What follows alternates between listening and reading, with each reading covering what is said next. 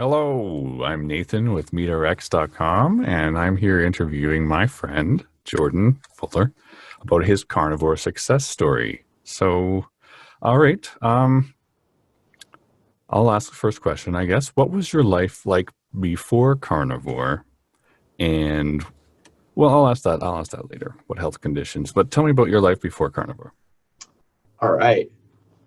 Hi, world. Hello, world. My life before carnivore.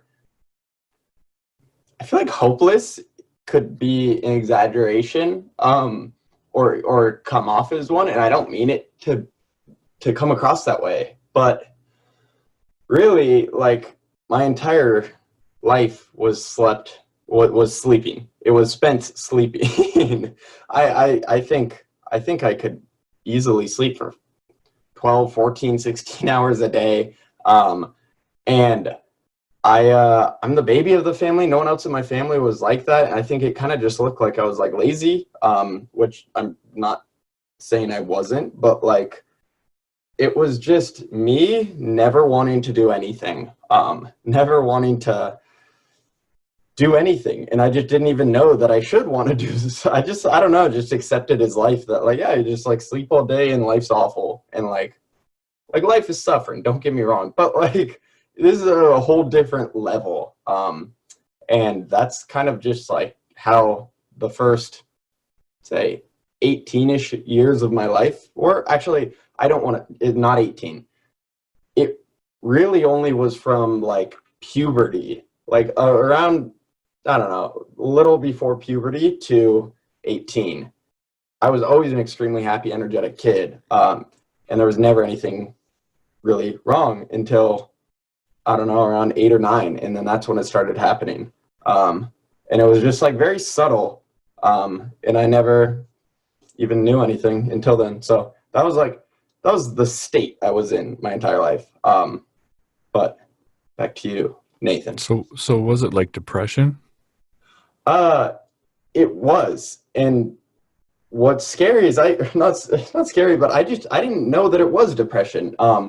And what helped me realize that it was depression was a multitude of things. Really, the Peterson family. Shout out the Peterson family. I had taken my personality test, and I got really into psychology. That's how I learned about Jordan Peterson and ended up learning about the carnivore diet.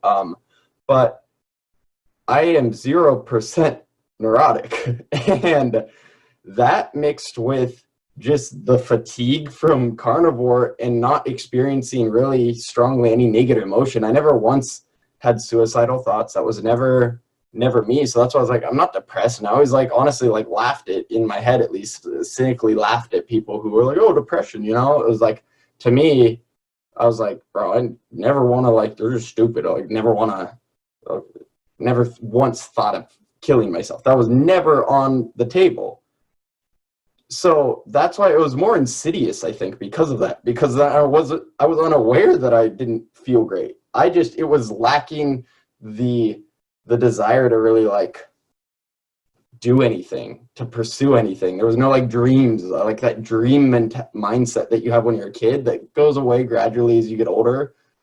Just, you know, subtly, that was like never there. And that's what I had, and that's what I no longer have with carnivore. And it's like light and day. It's like lightness to darkness, like the most extreme juxtaposition you can imagine.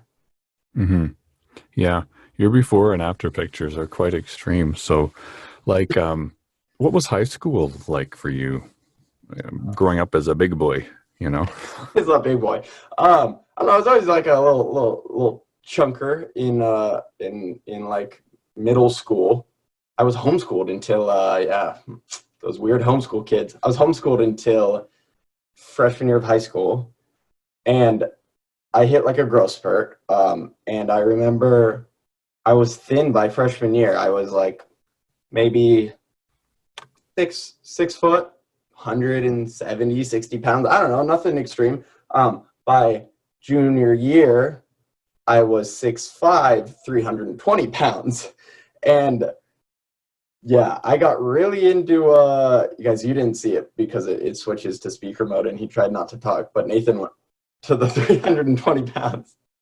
Um, but I got into playing football, and I just started eating more, and I was like, I get bigger, I get better, and I just associated. I made that connection, and I just got bigger and bigger, and it wasn't all fat, it wasn't all muscle, but like I was strong, like, but I was eating easily 10,000 calories a day of stuff that now I know I've been allergic to pretty much my entire life.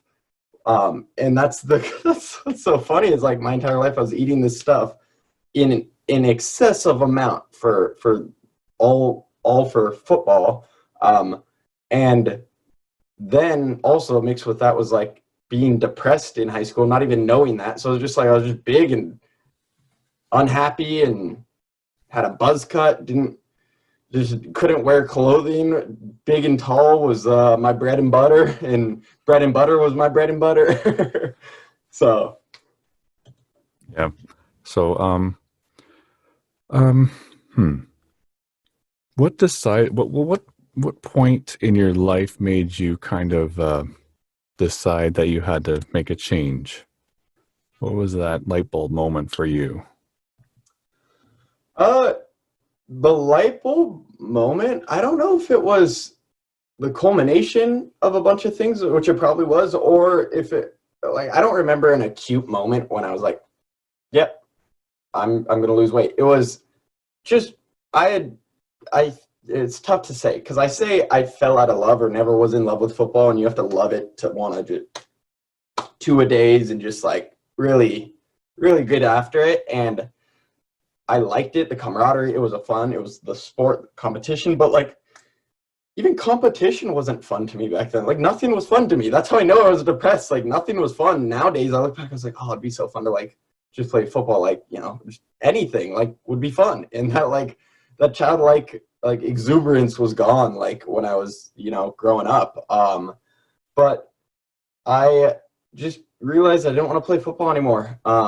And I always at least had told other people or told myself that I was only this big for football because like I wasn't big, like I thinned down, was thin freshman year and just started playing and eating, playing and eating, and wrote it off as football weight, So I was like, all right, well, gonna lose the weight, and I started keto. And I remember so many people, classmates, just like, bro, you're like seeing what I was eating, mozzarella sticks and pepperoni, and like, you can't lose weight doing that, bro. It was the stupidest thing I ever heard. And I had no confidence back then. And big, tubby, 320 pounds, also like clinically depressed and like can't think straight. And I remember arguing my case for the keto diet and why like it makes sense. And I remember feeling crazy, which like was maddening to me because I couldn't articulate my thoughts like very well at all. And I had 12 people at a table telling me it wasn't going to work, and they very well could be right. And like you should believe the mob, so to speak. Yeah, if like the majority, you shouldn't like necessarily trust yourself. And then I already didn't trust myself, but I was like, my brother had told me about the diet. I was like, doing this. Like, I believe it. I had looked up and researched it quite a bit. And I did that in the course of a year, I lost like 120 pounds, which not all of that is just keto's amazing, but also when you just stop trying to eat 10,000 calories, like you don't just accidentally eat like that many calories a day. It's like, it was gluttony. It was gluttony. So just like not going out of your way to eat that much every day really does that for you. So lost all the weight in about a year, or a large chunk of the weight. Because in all, I probably lost about 150 pounds of fat. But went from 320 down to 177.3. I remember that's when I hit that on the scale. I was like, all right, I think I'm lean enough now. I was like, that's a new low. So, Wow, that's impressive. So, um, Okay, going back to, because you mentioned it a bit earlier, how exactly did you hear about the carnivore diet and switch from the keto to the carnivore? Because I did the same thing. I was on keto before carnivore, and it didn't really work out for me very well. Mm-hmm. Yeah, no, I lost all the weight, then followed like bodybuilder diet, like counting macros and just, an overall like healthy diet, especially compared to like standard American diet. Did that, intermittent fasting, which all of these methods worked for losing weight. Keto worked, counting macros worked, intermittent fasting worked. They all worked.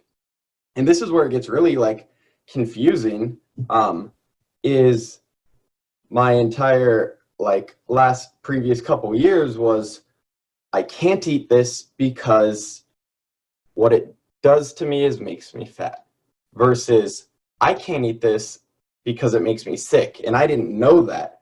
But that was the most difficult part, because you lose like you gotta kind of white knuckle a diet, any diet. You gotta just not gonna eat it, whatever. Just not gonna eat it because I want to look this way, and you have to hold on to that picture of what you'll look like when you lose the weight, and it gets to the point where you were unhappy with yourself that you were like, hey, no, I don't want to look like this. So you have that picture in your mind, and that's what you're holding on to, and that's your motivation for the diet. But it has to change, because like once I lost the weight, I didn't even know that I didn't feel good. And I'm sure I did feel marginally better, or moderately better than what I did, because I know I was consuming way less of the aggressors of what I'm allergic to, which is like everything. But that the mental switch was very difficult, having to go from I can't eat this, or I can eat this, I don't want to lose weight, so I can lose weight, switching to I can't eat this. And that was a big, that took me a while, up until like maybe even this year, to really figure out that that was the switch. By the way, I kind of forgot the question that you had asked that led me here. Sorry, guys. Oh, that's all right. Yeah, I was just asking about, what made you switch from keto to carnivore and all that. Like for me, I was eating so many vegetables on the keto diet that, like you, I'm sensitive to all that stuff. So I was getting full body itchiness, flaky skin, depression, that kind of stuff. But cutting out that with just going with just meat, you're able to figure out, wow, they were bothering me a lot, and I felt like garbage, because of it. So you really see the contrast, right? No. Absolutely. I like 100%, like that was my experience too. And now I remember the point I was getting at was I spent years from like started dieting, like end up being like 17ish, 18 years of age, and then did these other diets for two-ish years, and was just like bulking, adding muscle and fat, and then cutting, and then doing that and just putting on weight. And I added to my weight, and like that was good, but it was nothing ever changed mentally. I still was unaware at this point in life, at the age of like 20ish, 20, almost 21, like unaware of this. No, it was 20. It was about 3 years ago, and I just turned 23. Well, I was just like, I'm not going anywhere in life right now. Like nothing is changing. I am still like, I feel like the person I was when I was 15 years of age, just like sleeping all day, doing nothing, like don't desire to do anything. And I remember I was literally praying. I was praying to God though, like he would show me some sort of give me some sort of like relief. I was like, I don't even know, like I'll do whatever it takes. Like I don't care. Like I don't know. Within one day, I heard about the carnivore diet twice, and it was Michaela Peterson on a podcast called Mind Pump, which is awesome. Super, super awesome podcast. Definitely plugging them. They're cool. But Michaela Peterson was on there, heard about her and the diet. And then the very next day, or that same day, I also heard of ShawnBaker brought up, and then his podcast with them. And And then I was just like, huh, okay, so this is something. And I started looking into it. And what actually was probably the biggest turning point for me was when I like remember it vividly. I was watching one of Michaela Peterson's little YouTube videos, and it was just like like, I don't know, it wasn't a Q&A one. It was her explaining what depression feels like. And I remember when she broke it down, and I was like, yes, I didn't even know, but that's how I feel now.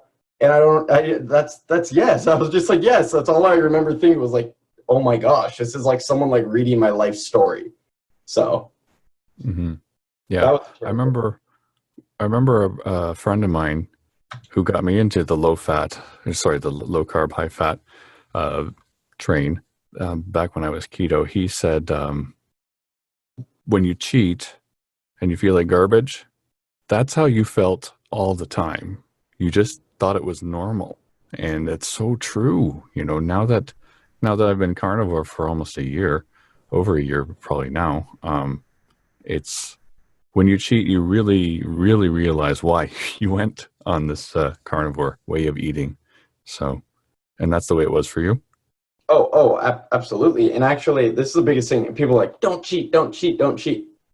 Go ahead, buddy. Try cheating. You won't like what happens. So I get it. The cheat mentality from a regular perspective, bodybuilding, oh, like 1 day a week, like it's not hurting your cut that much, like whole different story. That's not even in this realm of what we're talking about. Within the confines of carnivore, try cheating. It's like you won't want to do it. And it's it's uncanny, like how big, for me at least, of a difference there is. I go from 4.5, 5, sometimes 6 hours of sleep being like jumping up out of bed, like I remember like the first time it happened, and now it's every day. I remember rolling over in bed, looking, or like turning my head over in bed and looking and seeing that it was like morning outside and that my clock hadn't even gone off yet. And I was like, oh, I'm sure I just like slept past my alarm and it's like 6 p.m. because that would happen a lot. Wake up at like 8 a.m. is when I tried to, and I wake up and it's on the other end of the day. Like, I'm not joking. I oftentimes would sleep 16. It was not hard for me to sleep that long. So much so, very interesting. If you use the health app on your phone or whatever, like from iPhone, you can track your sleep.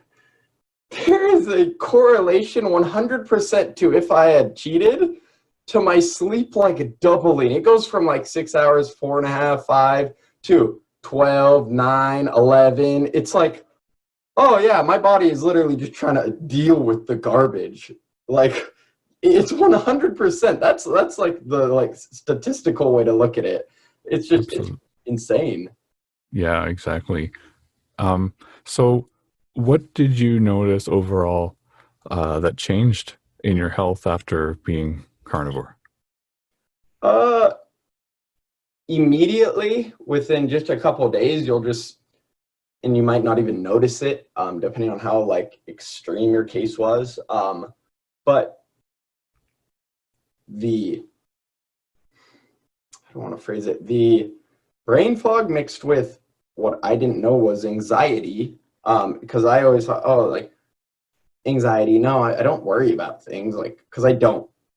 But that's like the emotional aspect. I don't like overthink those kinds of things. But my brain was always in this hyper vigilant state of like, and there was literally like it felt like noise. And Michaela Peterson said that. I was like, yes. And I always like, because I've plenty of times cheated, and I it's like heartbreaking the first day back after I've cheated, and I'm like, oh my gosh, I literally like can't think.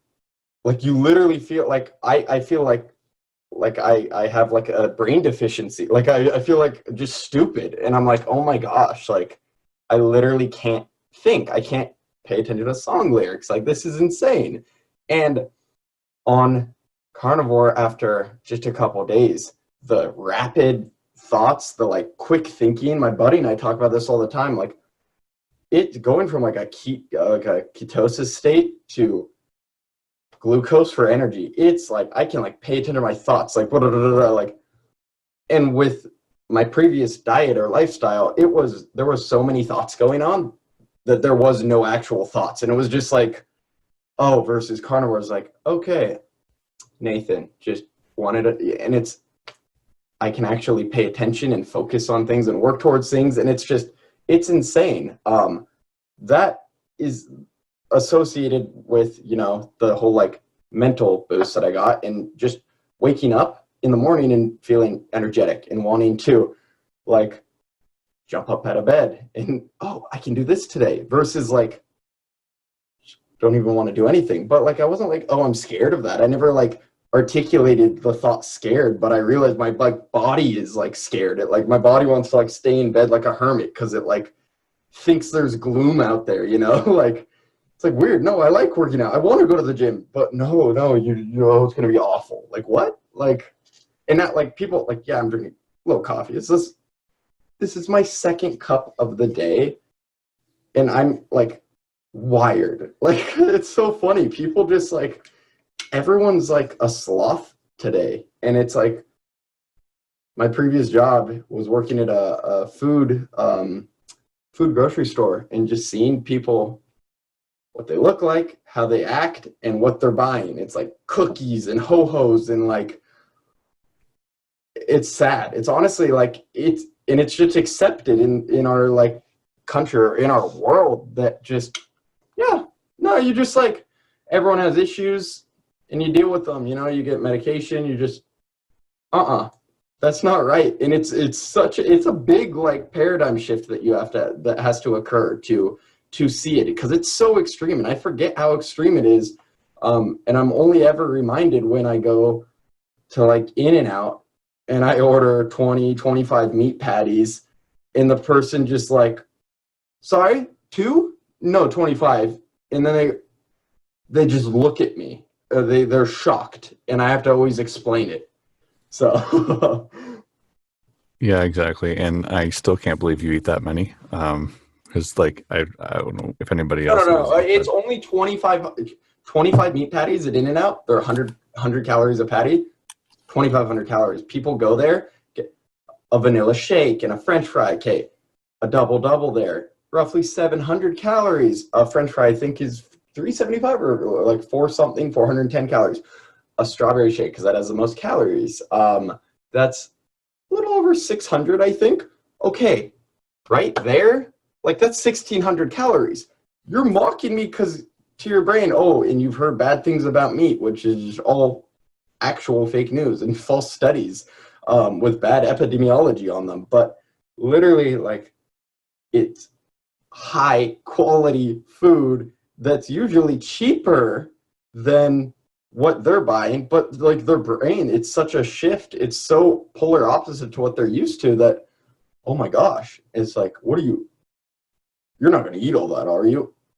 I might, but I also might not eat for a day and a half. Like that's something very common. If I go ham on some food, and it's not me being gluttonous, if I'm just really ravenous after like a lot of working out, or if I've been really physical, and it's funny, it's how it should be, is my energy expenditure goes up, my food intake goes up, and it's like they parallel each other, and there's no hype, there's no getting like blood sugar spikes, there's no crashing. It's just, oh, I eat more and then I'm good for a couple days sometimes. Like literally I'll go a day or two sometimes without eating. I don't ever think about it. I don't go out of my way to fast, which I know some people do, and I don't advocate. Like it's a natural thing. People get it in their head that they need to fast, and that's not why you're losing weight on carnivore. It's that you're not eating this garbage. That's why you're losing weight on carnivore. It's not the fasting. Yeah, exactly. I lost about over 80 pounds, and I never fasted once, never counted any calories, never counted a gram of nothing. And it just melted right off. And then my mood lifted, everything felt better, so much more energy and mental clarity. So that seems to be a common theme among people who go carnivore, is the mental bonuses and improvements, and the physical energy and less body pain, for Uh-huh. older people. Oh yeah. No, I mean, this was insane to me. This is something like when I've had like my success story posted on like a couple like Instagrams and stuff, and I didn't note this as a benefit of carnivore. But there is a lot of research showing that arthritis and things of that nature can be linked to like gluten and things like that. And I'm young. I work out. I'm in good shape, and this was just utterly insane to me. After this was like 6 months ago or something. I forget what, but I'd eaten pretty much just like all the major offenders. Like I had gluten and dairy and whatnot, and I remember it was so crazy. I was like just driving, and my wrists were cocked a little bit, like holding onto the steering wheel. I was like, oh, my wrists, and I was like, my wrists always used to just like I don't have like like arthritis, but like my wrists would hurt a little bit, and I was like, oh, I probably just did something at the gym. No, like, and I'm like a healthy young like strapping boy. Like, why is this happening? Like, this is crazy. I was like, 100%. It's the like gluten or something. A couple days goes by, and I'm back on carnivore. It's gone. And then I remember like a month later, I tried introducing some things again, and I paid attention to it this time. And again, the wrist, I was like, so there's all these subtle little things, and I think most people find this. There's all these little subtle things that happen to you is a result of what you're eating. And the only time you are able to figure out that these things are happening or are a result of what you're eating is when you abstain from eating them for long enough. And you don't notice them all at once. So at first you just might be like, oh yeah, brain fog's gone. But next time you might be like, oh, my skin's not itchy. That was a big thing, being itchy. Like, oh, like feeling like I never had dandruff, but like, oh, my scalp is itchy. Just felt like dry skin, like all the time. Just like every time I always learn something new. Like, oh yeah, that gives me heartburn, and oh, like eggs give me heartburn. It's like it can make me nauseous. I didn't know that. I ate eggs my entire life.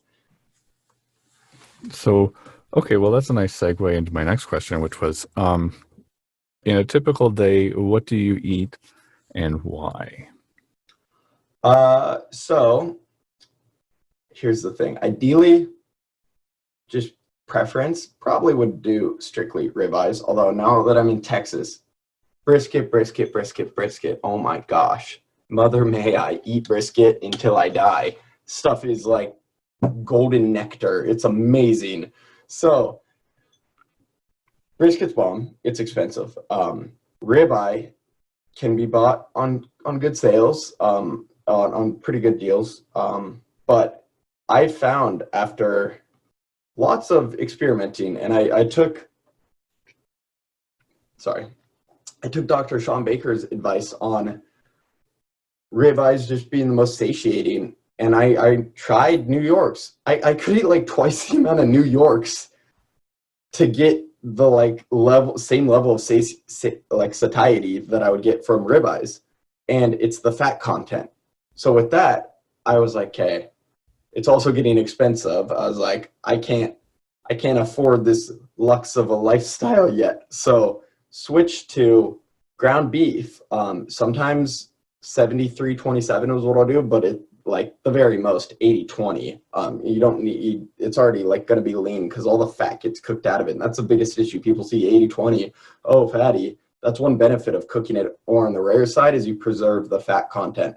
And you'll notice you can make the same size patties every day and eat them. And if you cook them less, you will be more full. You're wasting less. It's not being excreted into the pan and then burnt up as smoke. So I do that. And then in California, I could get beef trimmings for free. And I started doing this. Went to Safeway, would ask for beef trimmings. And if they had them, they would just give it to me and write like no sale on it. Just beef suet, beef fat, whatever you want to call it. The carnivore folk love being super esoteric and go, oh, beef suet, and just call it fat. Like you don't need to do that. In Texas at HEB, it's $1 a pound, and you can call in and have them get you primed for $1 a pound. So you're getting high quality fat. So I'll cook up the fat and then do the patties. And I treat the fat like literally calorically fat macronutrient. And then the ground beef usually just results as like the protein aspect. And then together, and I usually do ground chuck because it tastes more like ribeye. But together, you just get the nutritional value of like what a ribeye is essentially for just pennies on the dollar. Literally, it's like $3 usually a pound for the ground beef, and then $1 for the fat. A pound of fat is a lot of calories. So I can eat for $10 a day and just feel amazing. Wow.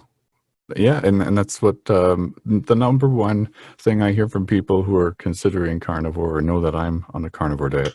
It's like, oh man, that must be so expensive. And I'm like, are you kidding me? I used to eat out at fast food restaurants twice a day. That's like $10, $12 a meal. I Yeah, can have one steak yeah. a What day. Oh, you? sorry. No. I'm curious.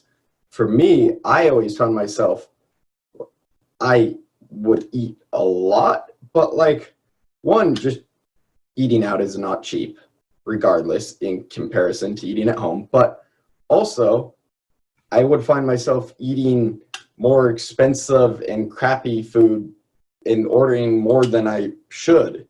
And it was like just yeah, eating $20 meal at a burger place or something because I wanted like two fries and two burgers and stuff like that, you know? Like I don't know about you, and getting a shake. You didn't need the shake.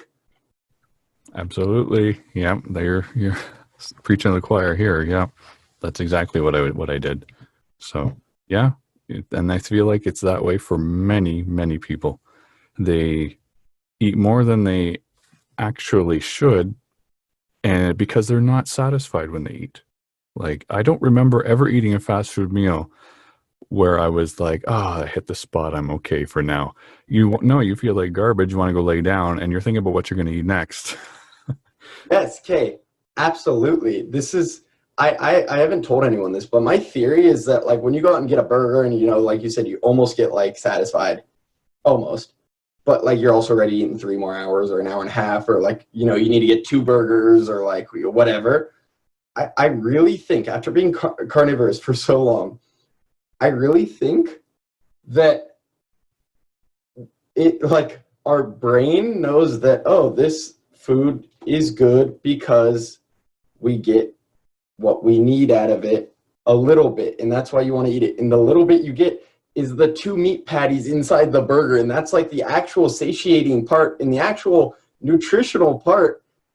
And without the other crap, like it's masked by the other crap. But like the only actual necessary part, because I mean fat and protein are the only necessary macronutrients. I don't think everyone knows that carbohydrates are not necessary for human function in life. They're not. Fat and protein are. So it's literally it's asinine to say that like, oh, you can't build muscle or you can't get a pump or you can't do it like this without carbs. No, you literally can do everything without carbs. Like literally. Yeah, you don't look like you have scurvy to me, and and yeah, I'd like to kind of like post funny things on my social media. Like I'll go whenever I'm in a drugstore or Walmart or whatever, and they have that blood pressure machine. I'll take my test and then take a picture of the results and be like, oh, I guess no heart attack yet, no blood pressure problems, no heart disease, and I've been eating this way for so long. People are like, oh, you're going to be in the cardiac ward, Nathan, and they don't understand that we get everything we need from fat and meat. So, and it doesn't have the chemicals and the hormones and the sugar in ungodly amounts that people eat, you know, and that's why we could eat two burger patties and feel full, or one steak and feel full for the whole day because we get everything we need from that. Mm-hmm. Mm-hmm. Absolutely.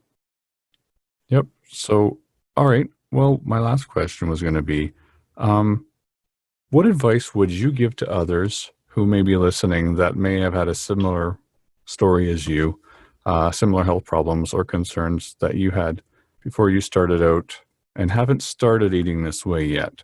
So like basically younger Jordan, what would you give him as advice? So loaded question, but it's not at all.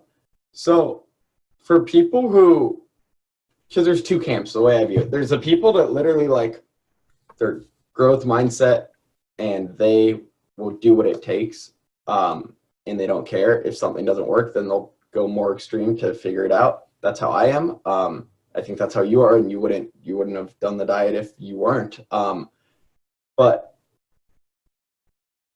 just do it. Give it a shot. Give eating meat a shot. And when I say that, don't freak out if, oh, well, I had some of this today. Because then, oh, well, you know what? I already messed up. I'm just going to go off the diet. No. Just try incorporating more meat into your diet. So for the two camps, the camp of people who don't really believe it and actually, who aren't prepared to like actually fix their lives yet, like, or I don't know, because it's tough. If you're at the point of the road where you're like, it must be something diet related, that's what this is advice is for. Then if you're like, I want to get off medications and I don't want to be depressed anymore, just try doing the diet. The absolute worst thing that will happen is that you'll lose some body fat. That's the worst thing that you can expect from doing this for just 30 days, even a week. Like literally, like, and if you've never done like a low carb diet before, a weekend, I feel like tired, or like, oh, I feel lethargic. Okay, that's your body just learning to become fat adapted. That's where the whole like give it a month, give it 2 months, the 60-day thing or whatever, and there's individual variants. Just try to incorporate more meat into your life if you're not willing to do carnivore completely. And with that, that's the easy way for me to mentally frame it, is just try to eat more meat. Try to eat the meat first, just like back in the day. Oh, eat your veggies first? No, don't eat your veggies. Don't. Meat, beef specifically, beef, bison, deer, I think sheep as well. They're all ruminant animals, and they have 4 stomachs. They process everything they eat, so we don't have to. I view it like the vent filter in your car, the cabin air filter, filters out all the crap from outside, gets in all the nutrients. This is not a great analogy, but it filters out all the crap and stores all the nutrients in the meat that you eat, and you get the condensed, the golden nugget. You don't have to eat, I take cranberries for vitamin K, and then I get my vitamin D from fish supplement. Like people that like, you think you need all these supplements. No. All you need is literally beef. Like you literally can thrive off of it. And I get how backwards it is, because like it's not taught in school systems and in health class. This is not discussed. But what's also not discussed is even calories. Like people don't even, I've had several people ask me, my own brother, sorry dude, my brother who works at Google, he's a smart guy. He literally said, he goes, yeah, eggs are dairy, right? No, but like also I'm not even blaming him, because like what, like who's to have taught him that? Like no one. Like it's sad, actually. It's actually sad. Like people say, oh, it's sad, and they say it all morose. No, it is sad though. Like people literally don't even know what they're eating, and it's crazy that we've taken it for granted that much. Yeah. Was thinking the other day, I think we were talking about this because for people who don't know this, we're buddies in real life, and we collaborate on stuff and videos and social media postings and everything for carnivore. But it's sad that some people will go their entire lives and never be able to connect the dots, what they're eating and how they feel, or what they're eating and their health problems. And that's what we're trying to do with this diet, to promote it. You made me want to touch on something. You said, without ever connecting the dots. This goes hand in hand with your last question about with my biggest advice. Learn this also from Michaela Peterson.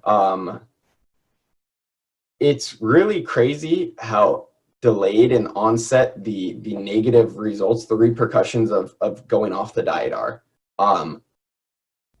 I'll eat some, I don't know, like literally anything now. Like he's just gluten-free cereal, like with oat milk, gave me a reaction and caused the same effect. Not nearly as long lasting, but it is originally would have. But you eat it immediately and you don't feel any different. You, if anything, are a little jittery from the carbohydrate energy. It's like, oh yeah, you wonder why kids can't sit still in class. They don't exercise. They're on technology all day long, and then they have to sit and try to like focus on something, and they don't get to exercise. Like insane. That's a whole different thing I could go off on about.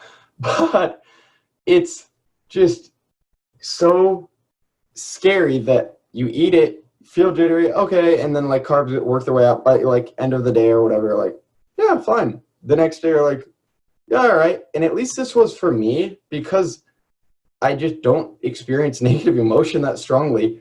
After a week goes by, I just, or sometimes a week and a half, 2 weeks, like it's crazy, like how long it takes for your gut to like become fully negatively affected, for it to like fully take form on like what you ate that like messed it up.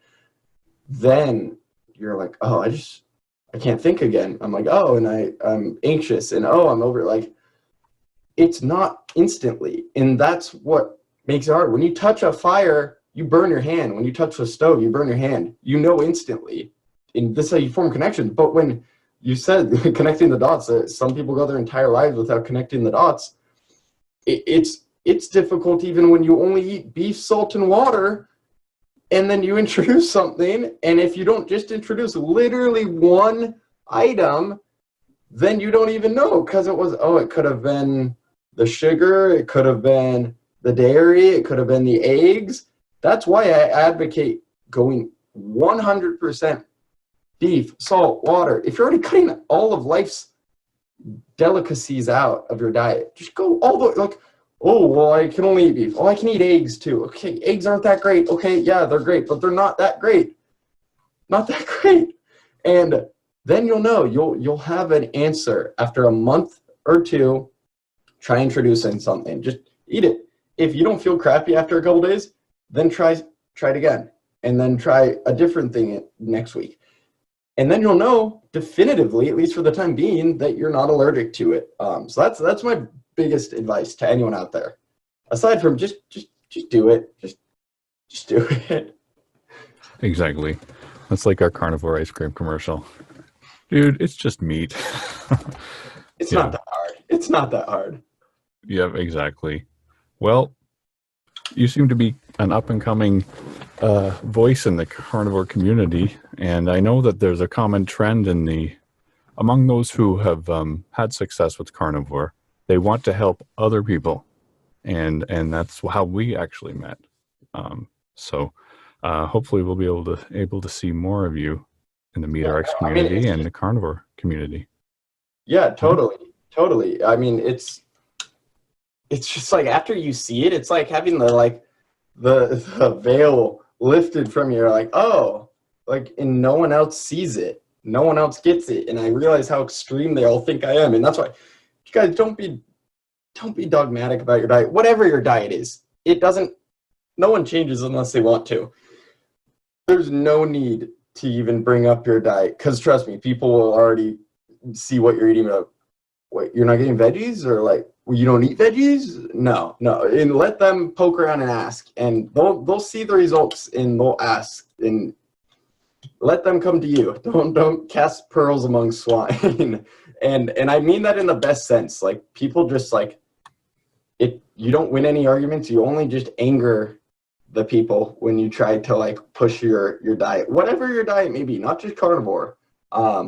So yeah, it's just like I want to help people, like other people, but also like I hate when I see things that are being done inefficiently, and it's like, no, there's a better way. I just want to like help in that sense. Like, come on, let's do it better. Come on, it can be easier. You don't need to take all these supplements. You don't need to even try to diet to lose weight. You can just eat, and you don't even track calories. I haven't tracked a calorie in 2 years, and like I'm the most shredded I've ever been. And it's like, it's ridiculous. Yeah, exactly. Lead by example. That's how we do it. So, all right. Well, before this gets out of hand and ends up being 2 hours, because you and I can talk forever. So, I guess we'll end it there. But thank you so much, Jordan. I'm so glad we were able to do this. And especially my first interview on Meter X. I'm glad I was able to interview my friend Jordan. So, Oh, yeah. absolutely. Thank you. Thank you for having me, kind sir. It was super fun. All right. Awesome. Well, we'll see you later. All right, later.